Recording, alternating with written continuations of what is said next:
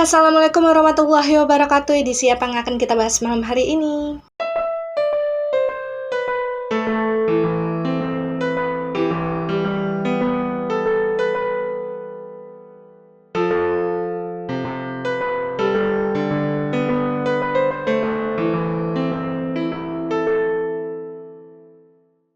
Ya, malam hari ini giliran kita masuk ke dalam edisi Dongeng Malam, dan kisah yang akan sama-sama kita dengarkan adalah kisah dari sesosok entitas bernama Patricia, atau yang akan kita panggil namanya sebagai Pat di dalam cerita ini. Namun seperti biasa, sebelum memulai cerita, disclaimer dulu untuk kalian yang mungkin baru pertama kali menonton channel YouTube ini, bahwasanya edisi Dongeng Malam adalah edisi dimana kita akan sama-sama mendengarkan kisah dari sesosok entitas yang dulunya pernah hidup melalui residual memori mereka yang tertinggal. Mengenai nantinya kalian akan percaya atau tidak dengan cerita mereka, itu sudah menjadi hak kalian. Yang terpenting adalah bagaimana caranya kita bisa saling menebarkan energi yang positif dan juga bisa saling menghargai. Dan sebelumnya saya meminta maaf kalau misalkan nanti ketika kalian menonton video ini akan ada samar-samar suara berisik, karena memang sebenarnya di sekitar saya pada saat saya take video itu ada hajatan yang sedang berlangsung, dan saya harap nanti suaranya tidak akan terlalu mengganggu kalian ya. Dan untuk selebihnya saya mohon maaf kalau misalkan nantinya masih ada kekurangan di sini dan di sana dalam video ini. Dan ya, Patricia adalah entitas yang lain terakhir kehidupannya adalah sekitar tahun 40-an. Dan sebelum kita membahas bagaimana cerita dia sampai kemudian beliau ini meninggal dunia, saya akan lebih dahulu menceritakan sedikit latar belakang Patricia ketika dia hidup dulu ya. Jadi ketika masa-masa dia remaja dulu bersama keluarganya di Belanda. Karena tujuan saya adalah supaya kalian yang mendengarkan kisah Patricia ini bisa merasa lebih mengenal sosok Patricia itu seperti apa. Karena saya maunya bagi siapapun yang mendengarkan cerita setiap entitas itu bisa merasa ikut masuk ke dalam cerita mereka. Patricia atau Pat, ketika dia masih remaja, dia tinggal di Belanda, dia memiliki keluarga yang bisa dibilang broken home. Jadi konsep keluarga yang dimiliki oleh Patricia pada saat itu memang cukup aneh. Kalau misalkan kita ingat-ingat lagi di zaman sekarang, itu kurang lebih konsepnya seperti open marriage. Jadi bisa dikatakan orang tuanya si Pat, ayah dan ibu Pat ini sama-sama masih dalam satu ikatan pernikahan, tapi mereka membebaskan pasangan mereka untuk memiliki selingkuhan. Dan selingkuhnya itu secara terbuka ya, bukan yang diem-diem. Dan konsep pernikahan orang tuanya yang menurut Pat adalah aneh, itu sempat membuat Pat ini merasa tidak nyaman di rumah. Karena memang hampir setiap hari dia selalu melihat orang tuanya, entah itu ayah ataupun ibunya, itu berganti-ganti pasangan. Jadi pasangan selingkuhan mereka itu betul-betul dibawa ke rumah dan dikenalkan kepada si Pat. Dan meskipun pada saat itu memang si Pat ini sejak kecil sudah terbiasa menjadi sosok anak yang lumayan membangkang ya, karena dia juga kurang kasih sayang orang tua, kurang perhatian dari keluarga. Pada saat itu dia kan anak satu-satunya. Dan meskipun Pat ini dikenal pembangkang di keluarganya, dia tetap tidak suka dengan bagaimana cara kedua orang tuanya itu memanage pernikahannya mereka. Jadi di dalam keluarganya sendiri, si Pat ini memang tidak memiliki hubungan baik dengan kedua orang tuanya. Dan untuk menghilangkan rasa bosan dan rasa marah yang setiap hari hampir Pat rasakan, maka Pat melampiaskan semua emosinya tersebut dengan melukis. Jadi biasanya dia akan menghabiskan waktu seharian gitu ya, berada di kamar untuk melukis. Karena memang dari segi kehidupan, Pat dan keluarganya ini sama sekali tidak kekurangan materi. Jadi pada saat itu orang tua Pat yang mengetahui bagaimana hobinya Pat, bakatnya Pat gitu ya,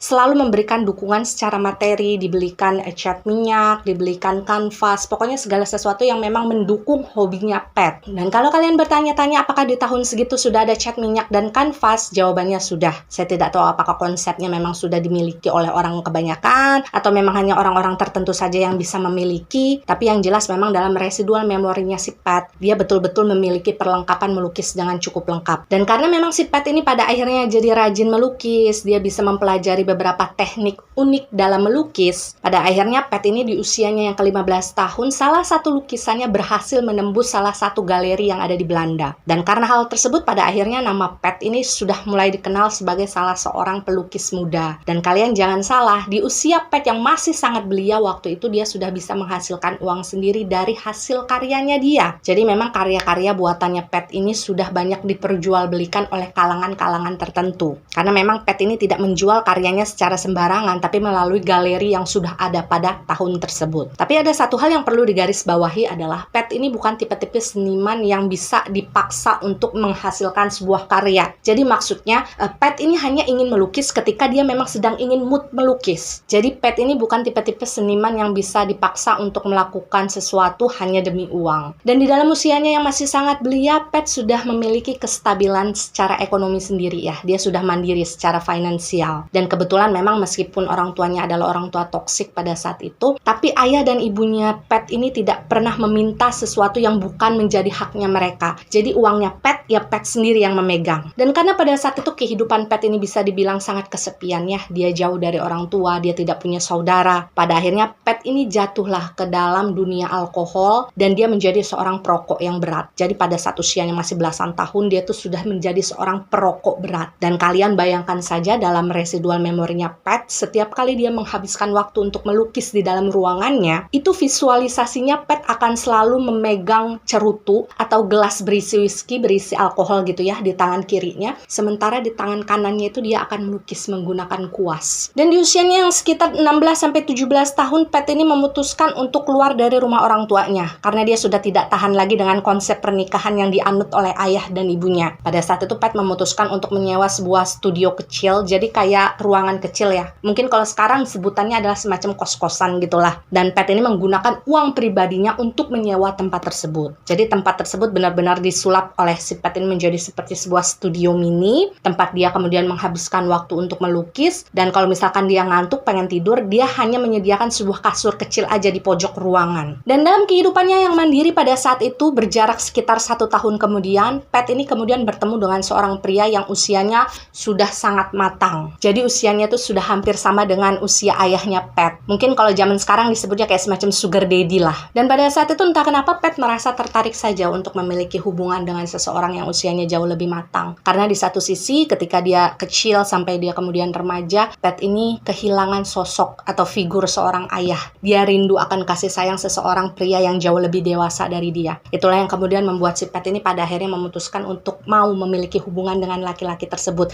Sebut saja nama laki-laki itu adalah Olaf. Jadi pada saat itu Olaf dan Pat ini bertemu kayak semacam di pagelaran seni gitulah ya. Mereka berkenalan, ngobrol-ngobrol sebentar, dan ketika mereka sama-sama tahu mereka saling tertarik satu sama lain, akhirnya mereka menjalin sebuah hubungan. Dan dalam hubungan tersebut pada akhirnya Pat ini memutuskan untuk ikut tinggal bersama Olaf. Jadi di rumahnya si Olaf. Karena memang pada saat itu kebetulan Olaf ini belum menikah ya, walaupun usianya sudah sangat matang. Dan Pat sendiri bercerita bahwasanya kehidupannya ketika dia bersama Olaf itu memang betul-betul menantang. Dan Pat suka akan hal tersebut. Dia suka sesuatu yang sangat menantang di dalam hidupnya. Jadi memang segala sesuatu yang kemudian dilakukan oleh Pat sebagai seorang perempuan gitu ya, itu pertama kali memang dia lakukan bersama Olaf. Dan hubungan yang terjalin di antara mereka berdua ini sebenarnya berjalan dengan sangat baik-baik saja. Karena memang Pat sendiri merasa bahwa Olaf ini tidak pernah berusaha untuk mengekang atau mengatur bagaimana kehidupannya. Dan barulah sekitar 1 tahun berhubungan tersebut, akhirnya si Olaf ini mengajak Pat ini untuk pindah ke sebuah negara, yaitu negara Indonesia. Dan ajakan Olaf kepada Pat saat itu untuk pindah ke Indonesia sebenarnya nggak ada tujuan tertentu. Mereka cuma pengen main aja gitu ke Indonesia. Karena memang teman-temannya Olaf ini sebelumnya sudah banyak yang datang ke Indonesia lebih dahulu, dan mereka mengatakan bahwasanya negeri tersebut adalah negeri yang indah. Dan karena memang pada dasarnya si Pat ini jiwanya adalah jiwa petualang gitu kan, dia suka mendatangi tempat-tempat baru.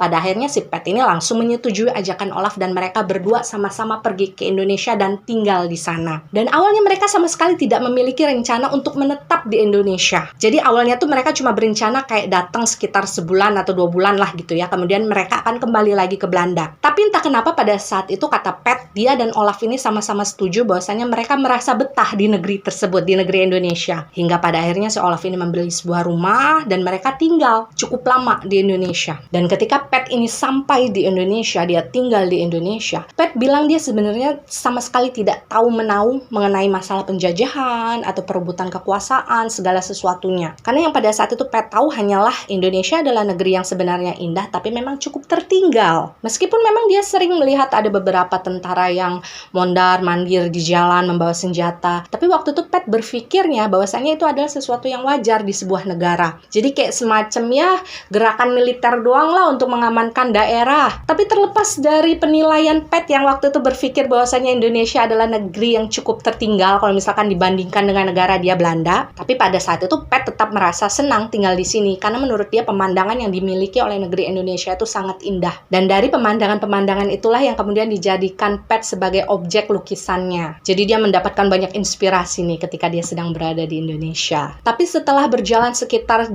tahun ya, hubungan yang terjalin antara Pat dan juga Olaf, hubungan mereka ini pada akhirnya retak. Dan retaknya hubungan mereka itu gara-gara memang si Olaf ini ketahuan selingkuh. Dan pada saat itu si Pat ini secara tidak sengaja mengetahui si Olaf selingkuh. Dan si Olaf ini selingkuhnya sama perempuan lokal ya, perempuan Indonesia yang biasanya memang bekerja di rumah mereka untuk beberes rumah. Jadi pada saat itu si Pat betul-betul marah sama Olaf. Dan yang lucunya pada saat itu Pat bilang kemarahannya kepada Olaf itu bukan semata-mata karena rasa cemburu dia ya, rasa sakit hati dia karena dikhianati. Tapi kemarahan Pat pada saat itu lebih kepada dia merasa harga dirinya diinjak-injak karena si Olaf ini kenapa harus berselingkuh dengan perempuan yang dianggap Pat itu levelnya di bawah dia. Ibaratnya kalau misalkan mau selingkuh, carilah yang lebih dari saya, jangan yang justru ada di bawah saya. Dan rupanya perselingkuhan yang sempat diketahui oleh Pat pada saat itu bukanlah kali pertama Olaf ini berselingkuh dengan perempuan lain. Jadi memang ada beberapa kali dan si Pat ini sudah sempat memaafkan. Tapi karena memang terus-menerus diulang gitu, dan perselingkuhan yang terakhir ini juga betul-betul membuat si Pat ini ngerasa kayak harga dirinya diinjak-injak. Jadi pada akhirnya waktu itu si Pat memutuskan untuk ya sudahlah mengakhiri hubungan dia dan juga Olaf. Meskipun pada saat itu melalui residual memorinya Pat, Olaf ini sempat berusaha untuk mengejar Pat, meminta maaf kepada Pat. Ya klisenya seorang cowok yang ketahuan selingkuh lah ya, ngasih janji ini itu, berusaha untuk meminta hubungan mereka diperbaiki lagi. Tapi karena memang pada saat itu keputusan Pat sudah bulat, akhirnya si Pat ini memutuskan untuk pergi dari rumahnya Olaf. Dan awalnya setelah hubungan Pat dan Olaf ini berakhir, Pat ini sempat berencana untuk kembali lagi ke Belanda karena memang pada saat itu dia berpikir dia sudah tidak memiliki alasan lagi kan untuk tinggal di Indonesia. Tapi sebelum rencana kepulangannya ke Belanda, pada saat itu Pat ini sempat berpetualang lah ya, kayak jalan-jalan gitu, healing ke beberapa kota berbeda yang ada di Indonesia. Dan kota-kota tersebut ada di Pulau Jawa memang. Dan entah kenapa dari proses petualangan Pat dari kota ke kota, dia justru merasa semakin jatuh cinta dengan alam yang dimiliki oleh negeri Indonesia. Jadi Pat ini kayak merasa jauh lebih tenang ketika dia tinggal di sini. Dan waktu itu Pat juga berpikir kalau misalkan saya kembali ke Belanda, otomatis saya harus melihat orang tua saya lagi. Sedangkan pada saat itu Pat ini memang betul-betul udah gak suka dengan cara hidup orang tuanya. Jadilah pada saat itu akhirnya Pat ini memutuskan untuk menetap di Indonesia dan dia tidak jadi kembali ke Belanda. Dan ketika Pat kemudian tinggal di Indonesia, dia memutuskan untuk menjadi seseorang yang menjalani kehidupannya secara nomaden. Kenapa dia menjalani kehidupan nomaden? Karena Pat merasa dia masih memiliki jiwa petualang yang sangat tinggi. Dia masih ingin pergi kemanapun, kapanpun gitu kan ya, tanpa harus merasa terbatasi. Jadi dia mikirnya kalau misalkan saya cuma punya satu rumah di satu tempat aja,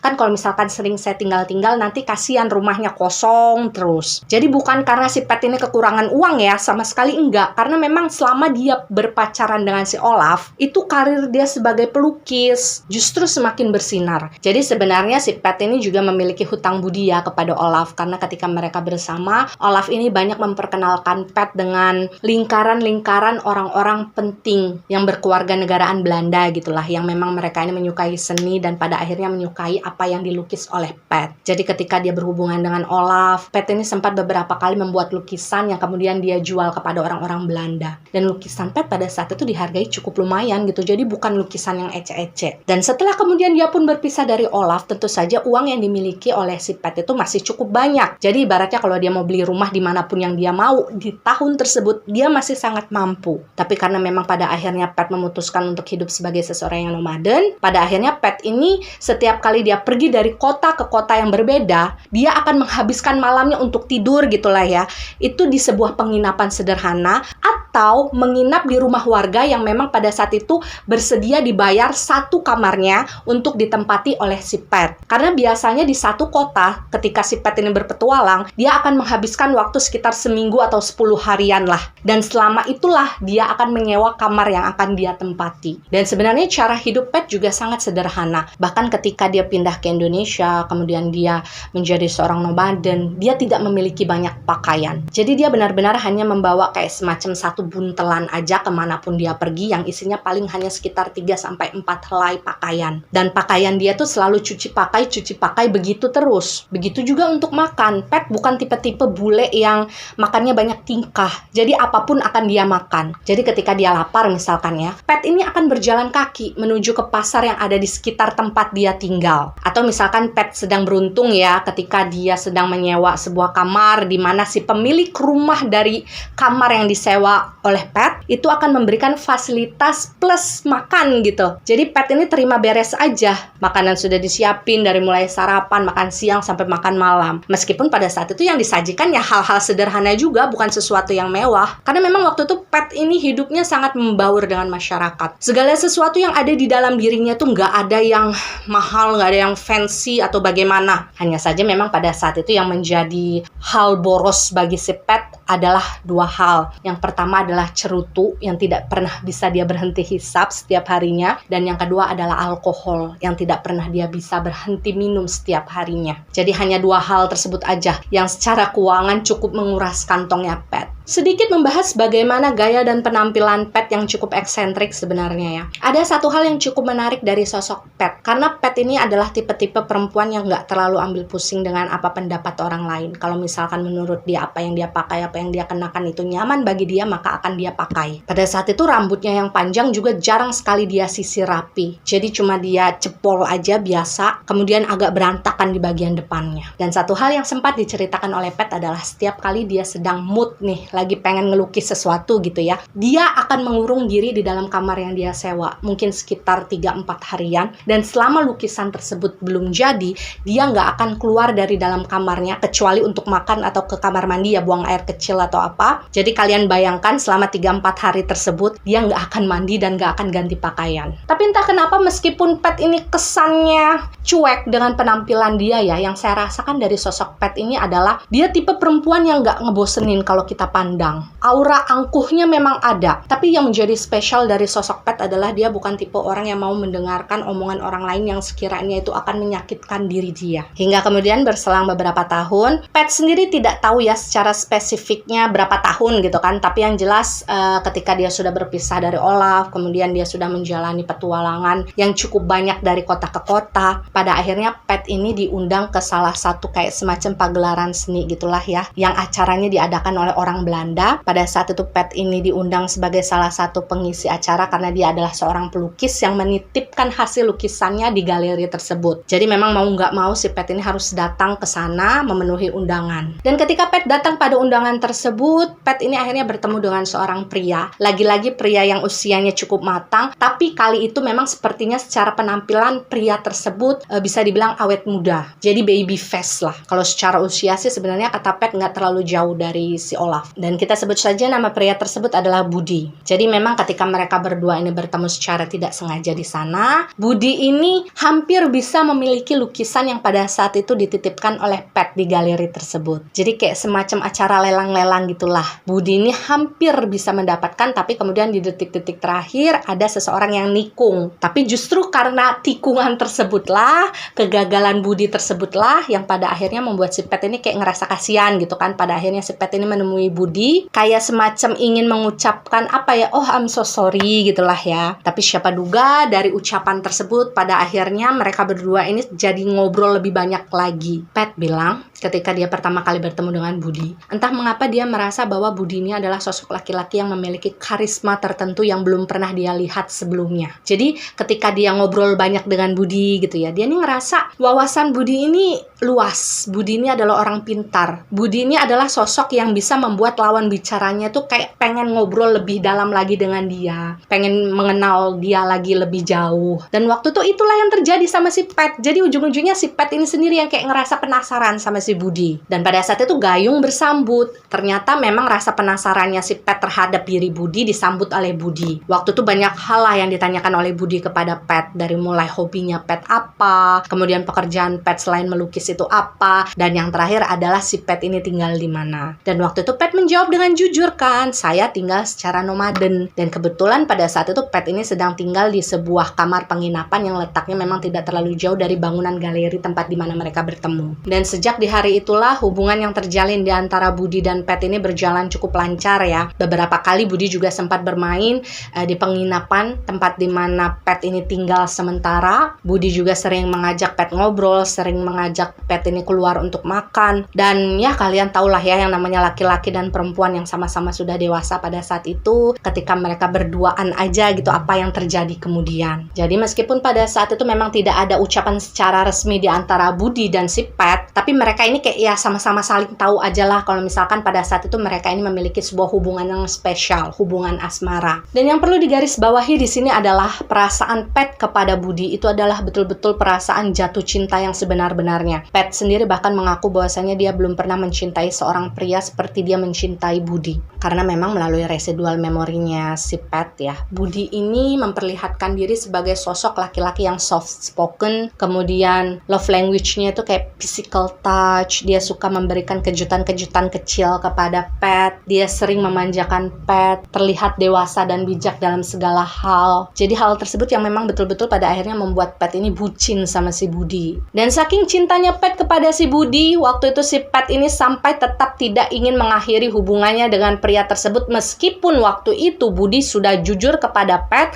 bahwa dia sudah memiliki seorang istri. Jadi bisa dibilang Pat ini waktu itu cuma dijadikan selingkuhannya si Budi aja. Meskipun pada saat itu Pat memang sempat marah kepada Budi kan dia ngerasa dibohongin kan. Cuma yang terlihat dari residual memorinya Pat pada saat itu Budi ini sempat membujuk Pat, sempat memeluk si Pat dari belakang sambil mengucapkan banyak janji-janji manis lah. Yang pada intinya waktu itu si Budi ini berjanji akan menikahi si Pat secepat mungkin setelah dia menceraikan istrinya. Tapi dia membutuhkan waktu gitu untuk bisa menemukan waktu yang tepat, alasan yang tepat untuk bisa berpisah dari istrinya. Dan sekali lagi karena memang pada saat itu Pat benar-benar mencintai sosok Budi, ya dia percaya dengan semua janji-janji tersebut. Dia tetap menjalani hubungan tersebut meskipun dia tahu waktu itu dia sudah menjadi orang ketiga dalam rumah tangga seseorang. Pat sendiri bilang bahwasanya di dalam dirinya tidak memiliki kemampuan untuk bisa berpisah dari Budi karena dia memang betul-betul menginginkan Budi. Bahkan pada saat itu Pat bilang dalam komunikasi kami bahwa dia merasa tidak bersalah dengan situasi seperti itu ketika dia dijadikan selingkuhan oleh si Budi. Karena bagi Pat, yang namanya cinta itu tidak bisa memilih kepada siapa cinta tersebut akan jatuh. Karena terlepas dari semua masalah tersebut, Pat merasa hidupnya jauh lebih bahagia ketika dia menjalin hubungan dengan Budi. Hingga kemudian hubungan mereka berjalan sudah ya mungkin sekitar 1 tahunan lah ya. Pada akhirnya si Budi ini kembali menceritakan sebuah rahasia yang selama ini dia simpan dan dia jujur kepada si Pat. Waktu itu Pat juga baru tahu bahwa ternyata Budi adalah seorang mata-mata yang dikirimkan oleh sebuah organisasi dari pihak Indonesia yang ditugaskan untuk masuk ke dalam dunia sosialnya pihak Belanda untuk mencari beberapa informasi lah ya gitu yang kemudian nantinya akan disampaikan kepada pihak organisasi Indonesia tempat di mana Budi ini bekerja. Jadi memang identitas asli dari Budi itu bukanlah Budi. Nama asli Budi kita sebut saja adalah Ardi. Dan selama ini tidak pernah ada yang tahu Ardi itu siapa, tinggal di mana, sudah punya keluarga atau belum. Jadi meskipun pada saat itu mereka melihat ada sosok Budi yang ikut berbaur di dalam kehidupan sosialnya mereka, ya mereka taunya itu adalah Budi bukan Ardi. Dan waktu itu si Budi menceritakan semua hal tersebut kepada si Pat. Dan pada saat itu Budi sangat percaya bahwa Pat ini tidak akan menceritakan rahasia tersebut kepada siapapun. Bahkan ketika Budi menceritakan hal tersebut, Pat ini sempat bercanda sama si Budi. Jadi dia bilang gini, "Oh, ternyata kamu sudah terbiasa untuk berkhianat, ha?" Tapi terlepas dari itu semua, sebetulnya si Pat ini juga sama sekali tidak mempermasalahkan identitas apapun lah ya dari dirinya Budi. Karena bagi dia jatuh cinta dengan sosok pria tersebut, mau dia Budi atau Ardi ya itu terserah.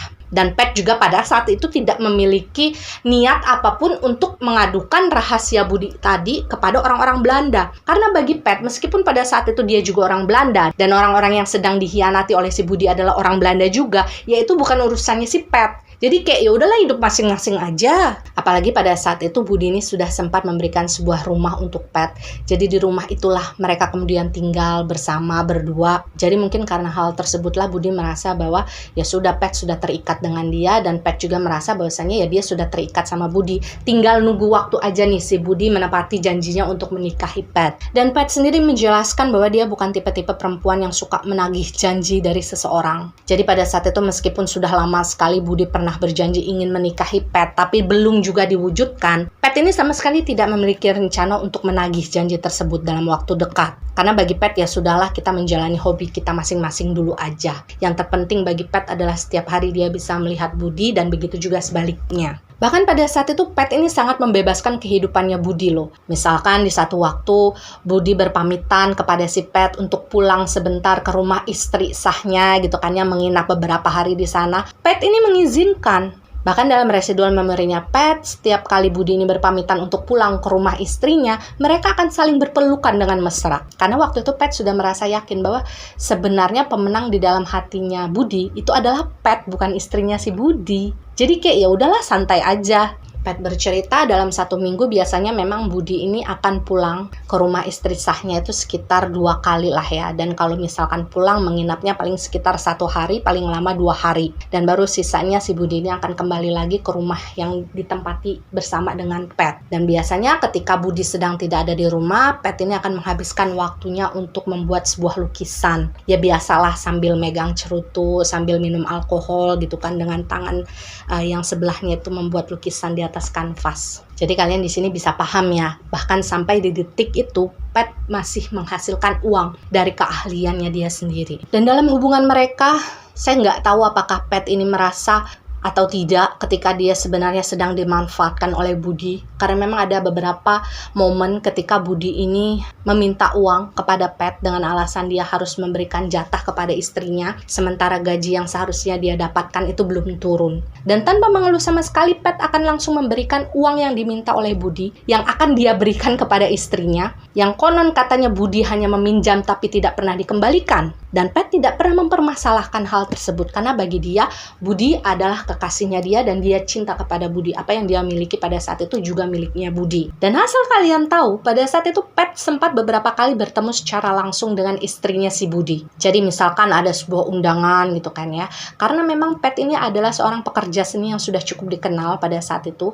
Jadi setiap ada kayak acara-acara seni gitu kan yang diselenggarakan oleh pihak-pihak Hindia Belanda, Pat ini biasanya akan selalu diundang. Dan biasanya dalam undangan tersebut Budi juga akan selalu datang. Dan karena memang pada saat itu peraturannya setiap kali seorang laki-laki diundang itu biasanya istrinya memang harus diundang juga. Jadi mau nggak mau memang si Budi harus membawa istrinya ke acara tersebut. Dan karena hal tersebutlah pada akhirnya Pat ini bisa bertemu dengan sosok istri Budi. Meskipun pada saat itu istrinya Budi juga tidak tahu siapa sosok Pat yang sebenarnya. Karena biasanya pada saat itu Pat ini hanya sekedar melintas di hadapan mereka, melemparkan senyum gitu ya, tanpa pernah membangun sebuah komunikasi di antara mereka bertiga. Tapi memang setiap kali bertemu dengan istrinya Budi, yang saya lihat dalam residual memorinya Pat ini orangnya santuy banget loh. Maksudnya kayak dia nggak memperlihatkan rasa marah atau cemburu sama sekali di raut wajahnya ketika dia melihat Budi menggandeng istrinya. Justru sebaliknya, dia akan berpenampilan dengan sangat baik, dengan sangat percaya diri, muncul di hadapan si Budi, kayak seolah-olah dia pengen nunjukin sama Budi, nih, saya perempuan yang gak kalah levelnya dengan istri kamu. Dan hubungan yang terjalin di antara Pat dan juga Budi ini berjalan cukup lama. Kalau kata Pat mungkin sekitar 6 tahunan. Jadi kalian bayangkan pada saat itu Pat harus menghabiskan waktu selama 6 tahun hidup satu rumah tanpa adanya status pernikahan. Apalagi pada saat itu Pat sudah mengorbankan banyak hal, baik itu secara diri dia sebagai perempuan dan juga secara materi. Dan entah bagaimana Pat mulai menyadari bahwa semakin lama, semakin kesini gitu, Pat merasa Budi ini kayak semakin sering meminta izin untuk pulang ke rumah istrinya. Jadi dia semakin jarang berada di rumah tempat di mana dia dan juga Pat ini tinggal. Jadi waktu itu perasaan Pat sebagai seorang perempuan sudah mulai gelisah dong. Ini ada apa? Dan setiap kali Pat bertanya tentang alasan mengapa belakangan si Budi ini lebih sering menghabiskan waktu di rumah istrinya, secara klise waktu itu Budi hanya menjawab bahwasanya ya kebetulan aja kerjaan saya lokasinya lebih dekat dengan rumah istri. Maksudnya istri sahnya dia gitu ya. Dan di momen tersebutlah pada akhirnya si Pat ini menyadari bahwa sepertinya saya harus kembali mengingatkan Budi terhadap janji-janjinya dulu untuk menikahi dia. Karena memang sudah cukup lama Budi ini kayak nggak pernah lagi membahas tentang pernikahan yang pernah dijanjikan oleh dia kepada Pat.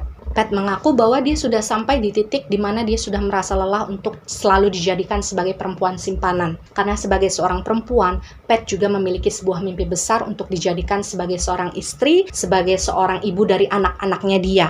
Jadilah pada saat itu di suatu hari Pat akhirnya memutuskan untuk kembali mempertanyakan keseriusannya Budi. Di suatu hari ketika Budi sedang berkunjung ke rumahnya Pat, mereka kan menghabiskan waktu berdua di dalam kamar gitu. Dan ketika mereka berdua sudah selesai menghabiskan waktu waktu bersama, pada saat itu Pet ini akhirnya bertanyalah kepada Budi, jadi kelanjutan hubungan kita ini maunya seperti apa? Katanya kamu mau menikahi saya, katanya kamu mau menceraikan istri kamu, tapi kok sampai sekarang gak ada yang kamu lakukan, gak ada yang terrealisasikan. Dan sebenarnya cara Pet bertanya waktu itu kepada Budi, itu caranya dengan sangat baik-baik loh, dengan sangat halus, bahkan cenderung manja. Si Pet ini kayak sengaja manja-manjaan gitu dengan Budi sebelum dia mengajukan pertanyaan tersebut. Tapi nggak tahu kenapa Budi ini justru terlihat tertrigger dengan pertanyaannya Pet. Dia kayak ngerasa tertekan dengan pertanyaan tersebut. Bukannya memberikan jawaban secara baik-baik juga, Budi justru marah-marah sama Pet. Bahkan waktu itu Budi juga mengatakan bahwa Pet ini perempuan yang tidak sabaran, yang selalu menuntut ini dan itu. Padahal waktu itu masih panjang. Ujung-ujungnya mereka bertengkar, berkelahi waktu itu di dalam kamar. Ujung-ujungnya si Budi ini memutuskan untuk mengakhiri hubungannya dengan Pet. Jadi tanpa Teddy yang aling-aling mengambil keputusan secara sepihak, Budi bilang kepada Pet, ya sudah, hubungan kita sampai di sini saja. Kamu jangan sekali-kali menemui saya lagi karena saya sudah tidak mau melanjutkan hubungan ini dengan kamu. Dan mendengar keputusan Budi tentu saja itu menjadi sesuatu yang sangat mengejutkan bagi Pet ya. Karena dia sama sekali nggak menyangka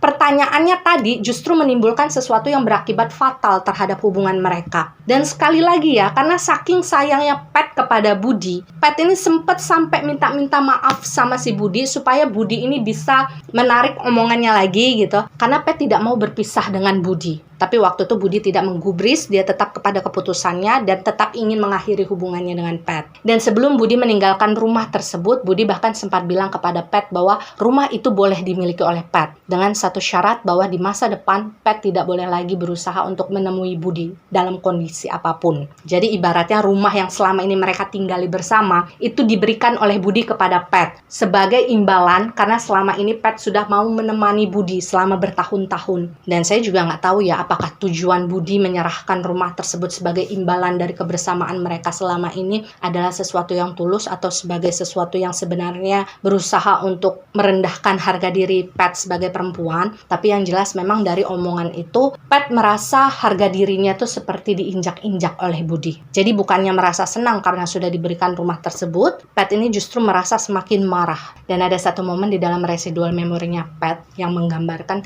suasana ketika kemudian Budi ini pergi dari rumah tersebut. Si Pet ini kan berdiri di depan pintu ya. Kemudian Pet ini cuma ketawa aja. Ketawa tapi nangis matanya. Pipinya sampai basah. Pet hanya gak menyangka bahwa kok bisa ya saya dicampakkan seperti ini oleh seorang pria seperti Budi. Dan mungkin pada saat itu Budi juga lupa bahwa sebenarnya Pet ini kan menyimpan banyak sekali rahasia tentang kehidupan Budi sebelumnya. Budi juga salah menilai tentang diri Pet. Mungkin awalnya dia mengira Pet itu adalah seorang perempuan lemah lembut yang tidak akan bisa melawan ketika dia dikhianati, yang akan pasrah begitu saja ketika ditinggalkan, yang akan diam saja merasa cukup ketika dia diberikan sebuah rumah. Dia sama sekali tidak kepikiran bahwasanya pada saat itu Pet ini bisa melakukan sesuatu hal yang sangat berbahaya bagi kehidupan dia sebagai ajang balas dendam. Budi tidak pernah menyadari bahwa pada saat itu Pet ini kehidupannya sudah terkoneksi secara langsung dengan beberapa orang-orang penting Belanda yang ada di wilayah tersebut. Bahkan orang-orang penting Belanda tersebut juga terkoneksi langsung dengan orang-orang Belanda penting yang ada di pusat, yang ada di ibu kota. Dan ketika perpisahan yang sangat menyakitkan itu terjadi, malam harinya Pet langsung teringat akan sebuah rahasia yang pernah diceritakan oleh Budi kepadanya, yaitu tentang identitas asli dari sosok Budi yang selama ini sudah dicari oleh pihak Belanda. Dan hal tersebutlah yang pada akhirnya dijadikan oleh Pet sebagai kartu asnya dia, semisal nanti Budi memang betul-betul tidak mau kembali dengan dia secara baik-baik. Dan dalam proses perpisahan antara Pet dan Budi, sebenarnya Pet ini sudah beberapa kali memberikan kesempatan bagi Budi untuk bisa memperbaiki hubungan mereka lagi. Jadi pada saat itu Pet ini seperti sengaja ingin mencari-cari kesempatan yang sekiranya bisa membuat Pet ini kembali bertemu dengan Budi. Jadi meskipun pada saat itu Budi selalu membawa istrinya ke dalam setiap undangan, Pet ini seperti sengaja menampakkan dirinya di depan Budi dan istrinya. Jadi kayak dia memberikan isyarat kepada Budi kalau dia masih menunggu. Dia masih menunggu si Budi ini mau bicara dengan Pet. Tapi pada saat itu, alih-alih membuka pembicaraan dengan Pet, si Budi ini justru mengacuhkan sosok Pet. Dan itu bukan hanya sekali ya, tapi berkali-kali. Dan karena hal tersebutlah pada akhirnya Pet ini menyadari bahwa memang sepertinya sudah tidak ada kesempatan lagi bagi dia untuk bisa mengembalikan hubungannya dengan Budi. Budi seperti sudah tidak memiliki ketertarikan lagi untuk bisa bersatu dengan Pet. Dan karena hal itu, akhirnya Pet ini memutuskan untuk melakukan sebuah hal gila di dalam hidupnya yang berhubungan dengan Budi. Karena Pat sendiri bilang ya, kalau misalkan dia tidak bisa memiliki Budi, maka perempuan lain juga tidak bisa memilikinya. Budi juga tidak berhak untuk merasakan bahagia ketika dia sudah menghancurkan hati Pat berkeping-keping. Pat hanya ingin memberikan pelajaran kepada Budi bahwa tidak semua perempuan bisa dia injak-injak, tidak semua perempuan bisa dia manfaatkan, dan ketika merasa bosan bisa dibuang begitu saja.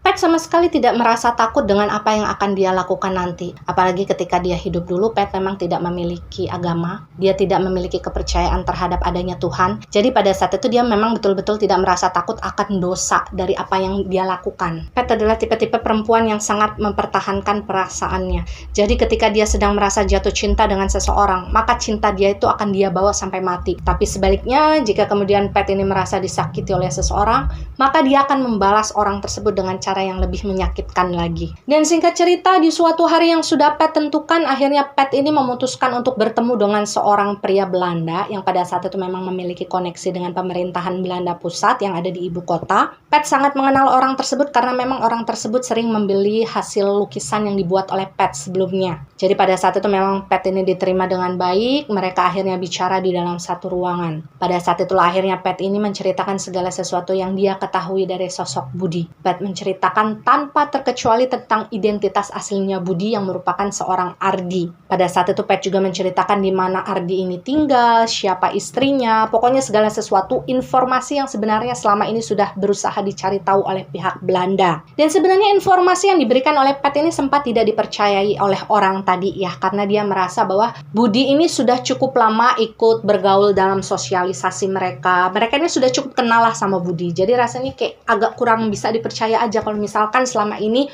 Budi adalah Ardi yang mereka cari. Hanya saja pada saat itu Pat balik menantang agar orang-orang Belanda yang selama ini mencari Budi mendatangi alamat yang diberikan oleh Pat kepada mereka. Dan mereka boleh buktikan sendiri apakah semua hal yang disampaikan oleh Pat pada saat itu sesuatu yang benar atau hanya kebohongan saja. Dan tentu saja karena memang selama ini Ardi sudah lama dicari oleh pihak Belanda, tantangan dari Pat itu akhirnya dilaksanakan oleh mereka. Sekitar 3 hari kemudian, mereka ini sudah berhasil menghubungi orang-orang Belanda yang ada di pusat, yang ada di ibu kota untuk menyampaikan informasi tersebut dan sudah direncanakan sebuah penggerbegan. Bahkan pada saat itu Pat juga diberitahu tentang jadwal, jam, dan tepat harinya ya, tentang penggerbekan yang akan dilakukan di kediamannya Budi alias si Ardi. Dan secara khusus Pat bilang ketika dia mendapatkan kabar tersebut dari pihak Belanda ada rasa senang sekaligus puas di dalam hatinya. Karena pada akhirnya dia bisa menyaksikan secara langsung bagaimana pembalasan tersebut terjadi kepada dirinya Budi dan juga keluarganya.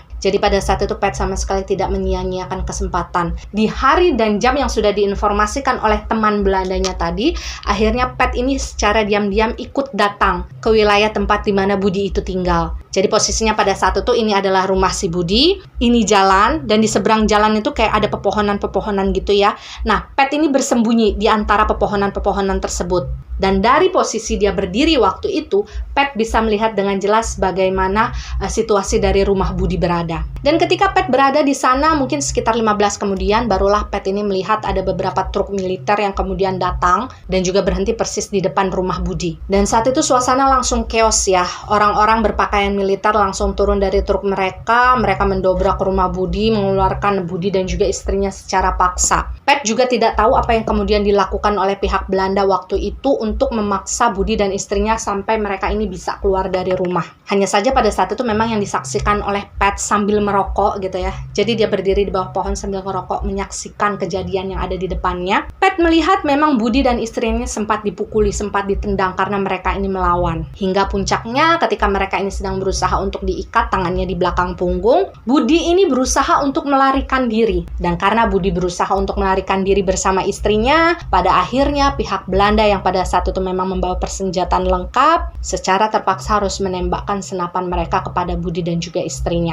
Dan Pat bilang dia mendengar dengan jelas ada 4 kali suara letusan suara senapan. Secara jelas Pat tidak bisa melihat di daerah mana saja dari tubuh Budi dan juga istrinya yang ditembus oleh peluru. Hanya saja waktu itu memang secara sekilas Pat melihat sebelum tubuh istri dari Budi ini jatuh ke tanah, Pat melihat ada semacam 2 luka tembusan peluru tadi di bagian dada dari istrinya Budi. Dan ketika menyaksikan hal tragis tersebut berlangsung di depannya, Pat bilang dia sama sekali tidak merasakan kasihan atau simpati sama sekali kepada Budi dan juga istrinya. Dia justru merasa senang karena dia tidak harus membalaskan dendamnya dengan tangan dia sendiri. Menurut Pat, Budi pantas untuk diperlakukan seperti itu karena dia adalah seorang pengkhianat. Jadi sebelum semuanya selesai, ketika si Pat ini sudah menyaksikan bagaimana jasad Budi dan istrinya tumbang di atas tanah, pada akhirnya Pat memutuskan untuk langsung pergi dari tempat tersebut karena dia udah gak butuh lagi melihat bagaimana kelanjutan dari peristiwa itu terjadi. Bagi Pat semuanya sudah selesai. Dan setelah kematian Budi, Pat sama sekali tidak memanfaatkan rumah yang sempat diberikan Budi kepadanya. Jadi dia meninggalkan rumah tersebut. Dia tidak ingin mengambil alih rumah tersebut. Pat kembali menjalani kehidupannya sebagai seseorang yang nomaden yang berpindah dari satu kota ke kota yang lainnya untuk melakukan banyak petualangan. Pat kembali aktif lagi untuk membuat banyak lukisan karena dia tahu dari hasil dia melukis itulah dia bisa menjalani kehidupannya di masa depan. Pat bilang pada saat itu dia mendapatkan pengalaman hidup yang sangat luar biasa. Dalam perjalanannya ke beberapa kota, dia sudah berhasil berkenalan dengan banyak orang dari berbagai kalangan. Dia berhasil untuk menjual lukisannya dengan harga paling tinggi.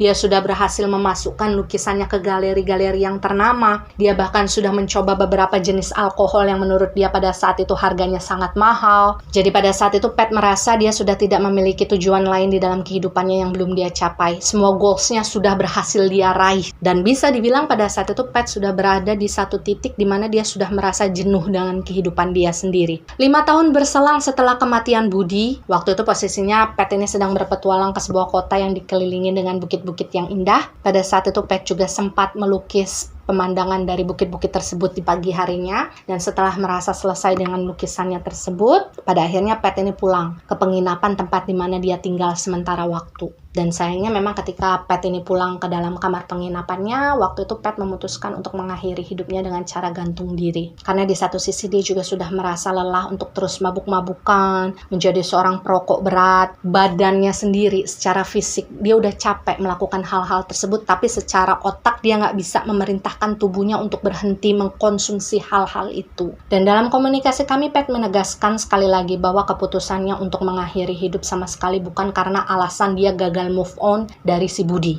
Karena menurut Pat, dia sudah lama move on dari hubungannya bersama Budi. Dia sudah sempat bersenang-senang dengan petualangannya sendiri. Dan satu-satunya alasan yang pada akhirnya membuat Pat ini nekat untuk mengakhiri hidup ya karena memang dia betul-betul sudah tidak memiliki tujuan lagi dalam hidupnya. Tapi di luar itu semua, setelah apa yang sudah terlanjur terjadi, Pat secara khusus bilang bahwa dia merasa menyesal karena sudah memutuskan untuk bunuh diri. Karena asal kalian tahu, proses yang kemudian harus dijalani oleh Pat di dalam afterlife-nya itu sangat gelap dan sangat tidak enak. Keputusan Pat untuk mengakhiri hidupnya pada akhirnya membuat Pat ini kayak terjebak di satu titik di mana prosesnya itu nggak bisa jalan, prosesnya itu nggak bisa maju, dia stuck di situ aja dengan rasa sakitnya. Terlebih lagi ketika hidup dulu, Pat sama sekali tidak mengakui keberadaan Tuhan. Jadi dia adalah seseorang yang tidak memiliki agama. Jadi ketika kemudian dia meninggal dunia, menjalani prosesnya, dia seperti kebingungan sendiri. Proses seperti apa nih yang harus dia jalani nantinya. Bahkan dalam komunikasi kami, Pat sempat bilang bahwasanya dia merasa bingung harus pulang ke rumah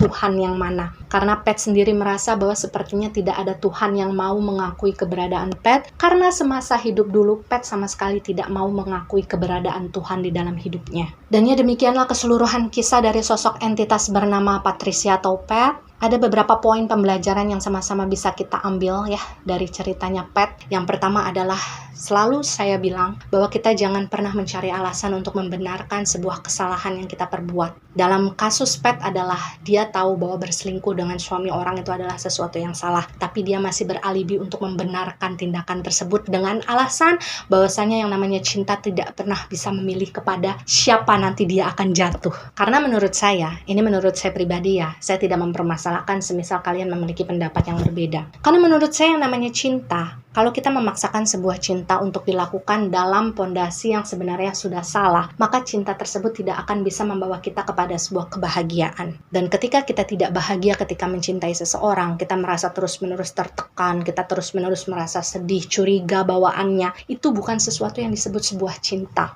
Itu nafsu. Nafsu kalian ingin memiliki seseorang. Nafsu untuk merebut seseorang dari orang lainnya. Dan pembelajaran kedua dari kisah Pat adalah seberat apapun masalah kalian, saya nggak pernah lelah adalah untuk meyakinkan kalian bahwa jangan berpikir untuk bunuh diri. Karena bunuh diri itu adalah hal paling bodoh yang dilakukan oleh manusia. Mungkin kalian berpikir bahwa ketika bunuh diri masalah kalian akan selesai. Padahal sebenarnya ketika kalian memutuskan untuk bunuh diri, maka disitulah masalah abadi kalian akan dimulai.